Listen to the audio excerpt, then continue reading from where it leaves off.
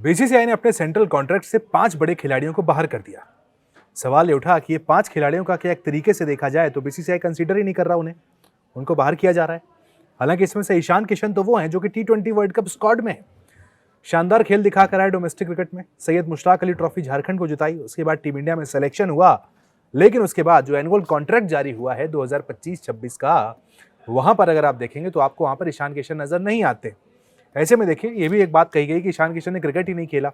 अब Ishan Kishan scheme of things में आए हैं, लेकिन जो साल भर का कॉन्ट्रैक्ट है, ईशान किशन का नाम उसमें नहीं। दूसरे खिलाड़ी मोहम्मद शमी इसके पहले जो कॉन्ट्रैक्ट जारी हुआ था पिछले साल, वहां तक को टीम इंडिया का हिस्सा थे, सेंट्रल कॉन्ट्रैक्ट के खिलाड़ी थे। लेकिन अब देखिए, बीसीसीआई मोहम्मद शमी को तीनों फॉर्मेट से बाहर कर चुका है। सेलेक्टर्स उन्हें कंसीडर कर नहीं रहे हैं। और अब देखिए, एनुअल रिटेनरशिप जो जारी की गई, मोहम्मद शमी का नाम ढूंढने पर भी कहीं नहीं मिला। उन्हें सी ग्रेड के लायक तक नहीं समझा गया और बीसीसीआई से बाहर कर दिया गया। यानी बीसीसीआई के जो सेंट्रल कॉन्ट्रैक्टेड प्लेयर आप होते हो, मोहम्मद शमी अब वो नहीं। मोहम्मद शमी के बाद तीसरा नाम सरफराज खान का है। सरफराज की कहानी भी शमी जैसी लगती है। लंबे समय से स्ट्रगल कर रहे हैं टीम के लिए, जगह मिल जाए, डोमेस्टिक में रन बना रहे हैं, लेकिन सरफराज खान को नहीं चुना जा रहा है। उनका सेंट्रल कॉन्ट्रैक्ट भी ले लिया गया है, उससे भी उन्हें बाहर कर दिया गया है। आज की तारीख में बीसीसीआई के सेंट्रल कॉन्ट्रैक्टेड प्लेयर अब सरफराज खान नहीं है। यानी और ज्यादा मेहनत करनी पड़ेगी, पूरे साल और रन बनाने पड़ेंगे, तब शायद सेलेक्टर्स सरफराज की तरफ देखें। अदरवाइज सरफराज भी अब प्लान में नहीं है। चौथे खिलाड़ी रजत पाटीदार है। आरसीबी के कप्तान, टाइटल जिताया अपनी टीम को, लेकिन उसके बाद से देखिए टीम इंडिया का हिस्सा ही नहीं बने। पिछले साल तक खेले टीम इंडिया के लिए, डेब्यू भी उनका हुआ 2024 वाली उस सीरीज में, लेकिन उसके बाद से रजत पाटीदार बाहर हो गए और अब उनका सेंट्रल कॉन्ट्रैक्ट भी चला गया है। पांचवें खिलाड़ी मुकेश कुमार है। टीम इंडिया के लिए लगातार खेल रहे थे, तीनों फॉर्मेट में गेंदबाजी कर रहे थे, लेकिन एक बार इंजरी हुई, उसके बाद से मुकेश कुमार का कमबैक नहीं हुआ है। मुकेश कुमार को भी बाहर कर दिया बीसीसीआई ने अपने सेंट्रल कॉन्ट्रैक्ट से। पिछले वाले कॉन्ट्रैक्ट में मुकेश कुमार को शामिल किया था, लेकिन इस बार मुकेश कुमार को भी जगह नहीं दी गई है, उन्हें भी बाहर कर दिया गया है। ये तो वो खिलाड़ी हैं जिन्हें बाहर किया गया है। कई सारे ऐसे खिलाड़ी हैं जिनका नुकसान हुआ है, उनको एक तरीके का डिमोशन हुआ है। बीसीसीआई ने जो सेंट्रल कॉन्ट्रैक्ट दिया है उसमें सबसे बड़ा नाम तो एज ऑब्वियस रोहित शर्मा और विराट कोहली हैं।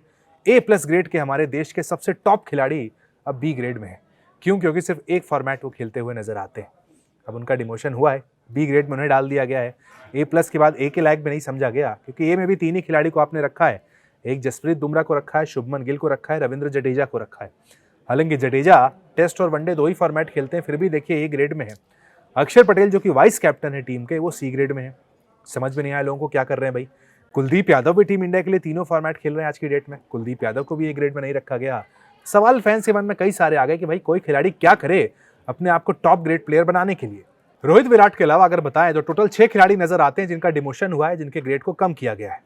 रोहित विराट तो जरूर A+ से B में आए हैं। इसके बाद मोहम्मद सिराज हैं, KL राहुल हैं, हार्दिक पांड्या और ऋषभ पंत भी ग्रेड A से अब ग्रेड B में आ गए हैं।